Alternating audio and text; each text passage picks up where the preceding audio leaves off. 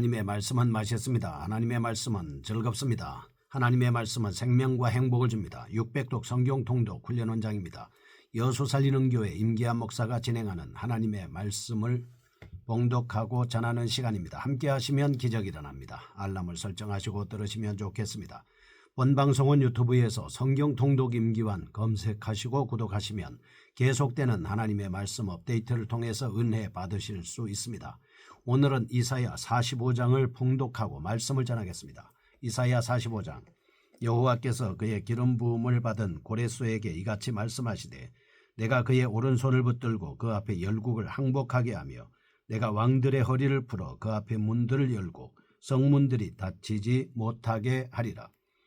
내가 너보다 앞서가서 험한 곳을 평탄하게 하며 논문을 쳐서 부수며 쇠빗장을 꺾고 내게 흑암 중에 보화와 은밀한 곳에 숨은 재물을 주어 내 이름을 부르는 자가 나 여호와 이스라엘의 하나님인 줄을 내가 알게 하리라. 내가 나의 종 야곱 내가 택한 자 이스라엘 곧 너를 위하여 내 이름을 불러 너는 나를 알지 못하였을지라도 내게 칭호를 주었노라. 나는 여호와라 나 외에 다른 이가 없나니 나밖에 신이 없느니라. 너는 나를 알지 못하였을지라도 나는 내 띠를 동일 것이요 해 뜨는 곳에서든지 지는 곳에서든지 나밖에 다른 이가 없는 줄을 알게 하리라. 나는 여호와라 다른 이가 없느니라. 나는 빛도 짓고 어둠도 창조하며 나는 평안도 짓고 환난도 창조하나니 나는 여호와라 이 모든 일들을 행하는 자니라 하였노라. 하늘이여 위로부터 공의를 뿌리며 구름이여 의를 부을지어다. 땅이여 열려서 구원을 싹트게 하고 공의도 함께 움돋게 할지어다. 나 여호와가 이 일을 창조하였느니라. 질그릇 조각 중 한 조각 같은 자가 자기를 지으시니와 더불어 다툴진대 화 있을진저 지늘기 토기장이에게 너는 무엇을 만드느냐 또는 내가 만든 것이 그는 손이 없다 말할 수 있겠느냐. 아버지에게는 무엇을 낳았소 하고 묻고 어머니에게는 무엇을 낳으려고 해산에 수고를 하였소 하고 묻는 자는 화 있을진저 이스라엘의 거룩하시니 곧 이스라엘을 지으신 여호와께서 이같이 이르시되 너희가 장래 일을 내게 물으며 또 내 아들들과 내 손으로 한 일에 관하여 내게 명령하려느냐. 내가 땅을 만들고 그 위에 사람을 창조하였으며 내가 내 손으로 하늘을 펴고 하늘의 모든 군대에게 명령하였노라. 내가 공의로 그를 일으킨지라. 그의 모든 길을 곧게 하리니 그가 나의 성읍을 건축할 것이며 사로잡힌 내 백성을 값이나 갚음이 없이 놓으리라. 만군의 여호와의 말이니라 하셨느니라. 여호와께서 이같이 말씀하시되 애굽의 소득과 구스가 무역한 것과 스바의 장대한 남자들이 내게로 건너와서 내게 속할 것이요 그들이 너를 따를 것이라. 사슬에 매여 건너와서 내게 굴복하고 간구하기를 하나님이 과연 내게 계시고 그 위에는 다른 하나님이 없다 하리라 하시니라. 구원자 이스라엘의 하나님이여 진실로 주는 스스로 숨어 계시는 하나님이시니이다.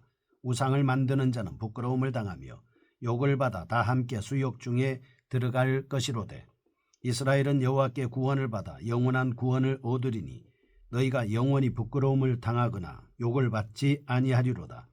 대저 여호와께서 이같이 말씀하시되 하늘을 창조하시니 그는 하나님이시니 그가 땅을 지으시고 그것을 만드셨으며 그것을 견고하게 하시되 혼돈하게 창조하지 아니하시고 사람이 거주하게 그것을 지으셨으니 나는 여호와라 나 외에 다른 이가 없느니라. 나는 감추어진 곳과 캄캄한 땅에서 말하지 아니하였으며 야곱 자손에게 너희가 나를 혼돈 중에서 찾으라고 이르지 아니하였노라. 나 여호와는 의를 말하고 정직한 것을 알리느니라. 열방 중에서 피난한 자들아 너희는 모여오라. 함께 가까이 나아오라. 나무 우상을 가지고 다니며 구원하지 못하는 신에게 기도하는 자들은 무지한 자들이니라. 너희는 알리며 진술하고 또 함께 의논하여 보라. 이 일을 옛부터 듣게 한 자가 누구냐. 이전부터 그것을 알게 한 자가 누구냐. 나 여호와가 아니냐. 나 외에 다른 신이 없나니 나는 공의를 행하며 구원을 베푸는 하나님이라. 나 외에 다른 이가 없느니라. 땅의 모든 끝이여 내게로 돌이켜 구원을 받으라. 나는 하나님이라 다른 이가 없느니라. 내가 나를 두고 맹세하기를 내 입에서 공의로운 말이 나갔은즉 돌아오지 아니하나니 내게 모든 무릎이 꿇겠고 모든 혀가 맹세하리라 하였노라. 내게 대한 어떤 자의 말에 공의와 힘은 여호와께만 있나니 사람들이 그에게로 나아갈 것이라. 무릇 그에게 노하는 자는 부끄러움을 당하리라. 그러나 이스라엘 자손은 다 여호와로 말미암아 의롭다함을 얻고 자랑하리라 하느니라. 아멘. 이사야 45장입니다. 하나님의 주를 때 주권과 구원에 대한 말씀을 하고 있습니다. 지금까지 익명으로 소개되었던 구원자의 이름을 앞장 겉부분에서 구체적으로 거명하면서 고레스에 대한 독자의 관심을 증폭시킨 본서 기자는 본장에서 그의 사역을 소개함으로써 서술을 시작하고 있습니다. 그 고레스는 이방인으로서 하나님의 택한 도구였습니다. 그를 통해 포로된 이스라엘이 본국으로 귀환하게 될 것입니다. 그러나 고레스가 하나님이 택한 마지막 구원자는 아니었습니다. 마지막 구원자로서 우주적인 사역을 감당하게 될 메시아를 소개하면서 구원 사역의 진정한 방향을 제시하고 있습니다. 1절에서 13절은 고레스에 대한 예언입니다. 14절에서 17절은 예언에 이어지는 구원의 종말적 전망을 그리고 있습니다. 18절에서 25절 진술의 진실성을 증명하고 아울러 열방에 주는 도전을 기록하고 있습니다. 한편 어떤 학자들은 본장에서 두 명의 고레스를 소개해야 하는 관계로 독특한 이중구조를 설정하고 있다고 말합니다. 1절에서 7절은 가까운 미래에 나타날 고레스를 소개합니다. 8절은 메시아에 대한 소개, 9절에서 13절은 고레스와 메시아에게 적용되는 내용을 나열하고 있다는 것입니다. 그러나 본장의 내용을 이처럼 첨예하게 구분할 필요는 없습니다. 1절에서 7절까지 이례적으로 바사왕 고레스에게 직접 하신 말씀일지라도 여전히 그를 메시아의 모형이라고 볼 수 있기 때문입니다. 또한 메시아의 통치만을 의미한다기보다는 고레스를 통한 역사적 기환의 결과로 성취된 가나안 땅의 풍요와 연결될 수 있기 때문입니다. 그러므로 본장은 선지자적 소망을 가지고 고레스 사역에 대한 예언된 부분이라고 이해할 수 있겠습니다. 이상과 같이 이중적 소망을 가지고 있는 본장의 핵심 내용은 진정한 구원자를 통한 위로에 계십니다. 사실 포로지에 있는 이스라엘 경우에는 고레스의 이름이 거명되었을 때 하나님의 구원의 구체적인 단서를 발견한 기쁨으로 충만했을 것입니다. 그러나 고레스를 통한 포로 귀환이 단지 일시적인 구원 소식일 뿐임을 강조하고 있습니다. 왜냐하면 이스라엘 백성들에게는 포로 귀환에도 불구하고 여전히 죄의 문제가 해결되지 않은 채로 남아있기 때문입니다. 고레스의 경우는 육체적 자유를 보장할 수는 있지만 결국 영적 자유를 달성할 수는 없는 것입니다. 따라서 이스라엘에게는 메시아적 완전한 구원자가 필요하게 되고 이런 시각에서 고레스를 모델로 하여 그리스도를 통한 완전한 구속을 대표적으로 제시하고 있습니다. 첫째 1절에서 13절입니다. 고레스를 통한 구원을 보겠습니다. 지금까지 이름은 생략된 제 사용만이 소개되어 왔던 고레스 앞장 마지막 부분에서 처음으로 거명된 후 본장에서는 더욱 풍성한 소개가 이루어지고 있습니다. 그런데 비밀리에 붙여졌던 고레스라는 이름과 행적을 공개하는 이유는 1차적으로 역사상의 인물 고레스를 바라보게 하려는 것이지만 궁극적으로는 진정한 구원자인 메시아를 바라보게 하려는 것이었습니다. 1절에서 7절 고레스에 대한 언급입니다. 8절 구원의 성취를 위한 선지자의 기도, 그 다음에 9절에서 이후의 말씀은 하나님의 주권적 구속사역에 대한 말씀이라고 볼 수 있겠습니다. 본단락은 이례적으로 하나님께서 바사왕 고레스에게 직접 하신 말씀을 기록하고 있습니다. 사실 구약에서 하나님이 가끔 꿈을 통해서 이방의 왕들에게 계시를 보여주시는 경우는 있지만 본단락처럼 친히 나타나신 경우는 없습니다. 그런데 하나님께서 고레스에게 특별한 관심을 표명하시는 이유는 다음과 같이 생각해 볼 수 있겠습니다. 3절 고레스에게 여호와만이 참 하나님이심을 인식시키기 위한 것입니다. 4절 고레스를 통하여 포로로 잡혀간 이스라엘을 해방시키기 위한 것이었습니다. 하나님께서 세계 역사를 주관하시는 분이심을 만방에 드러내기 위함입니다. 5절에서 7절 하나님만이 전지전능하신 유일신임을 부각시키기 위한 것이었습니다. 이러한 사실을 통해 우리는 하나님의 뜻이 인간의 역사 속에서 구체적으로 성취되면서 구속사가 진전됨을 깨달을 수 있겠습니다. 또한 하나님의 구속 역사는 절대적인 신적 의지에 의해 진행됨을 확인함을 알 수 있습니다.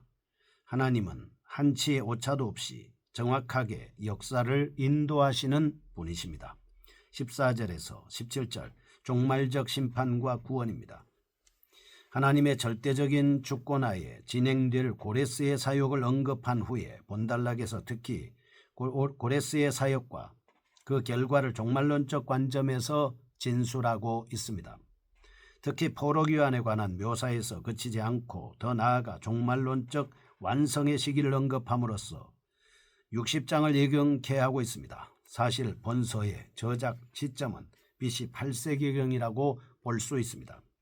그런데 본서 기자는 당대로부터 수천 년 뒤에 있을 미래적 사실을 전망함으로써 독자로 하여금 긴장감을 느끼도록 하고 있습니다.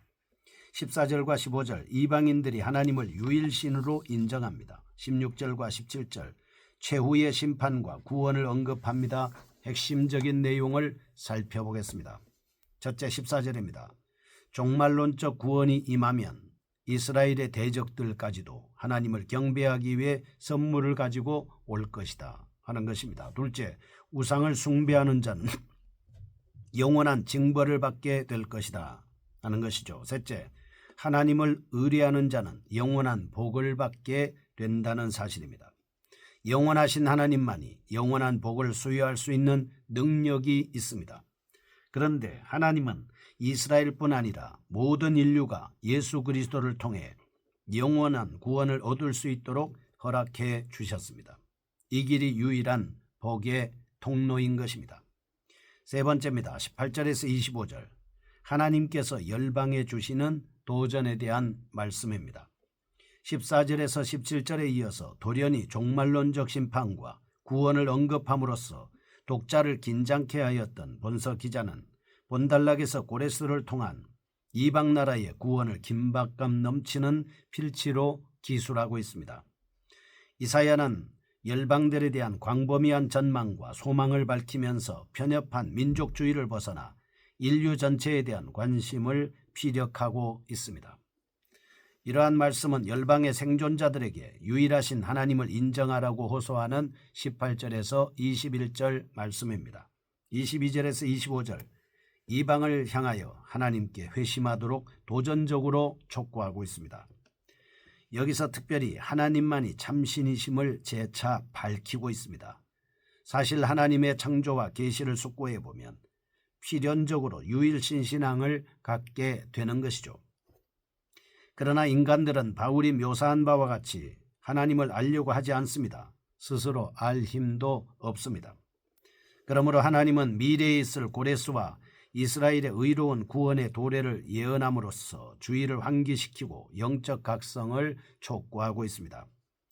그런데 하나님의 구원 대상은 더 이상 이스라엘로 제한되지 않습니다. 모든 사람은 하나님만이 참신이심을 판단할 수 있는 기회를 부여받으며 구원에 동참할 수 있는 길이 열리게 됐습니다. 또한 그리스도의 최종적인 승리로 인하여 열방이 하나님 앞에 무릎을 꿇게 될 것입니다.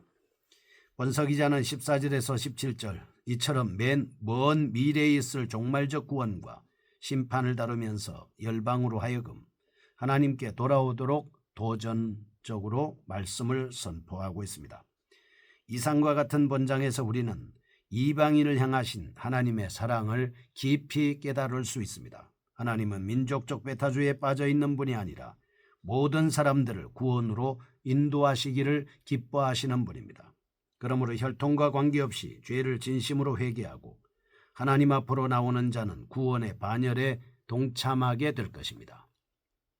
이제 우리가 하나님 앞에 우리 자신의 거듭됨과 잘못됨을 회개하고 주님의 말씀에 붙잡혀 십자가를 통해서 구원받은 사람들의 감사와 하나님 앞에 아들로서의 온전한 삶을 드려 승리할 수 있는 저희가 되게 하여 주옵소서.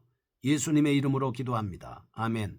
여수 살리는 교회 임기환 목사였습니다. 지금 극동방송을 듣게 하세요. 기적이 일어납니다. 우리는 지금 생명을 전하고 있습니다.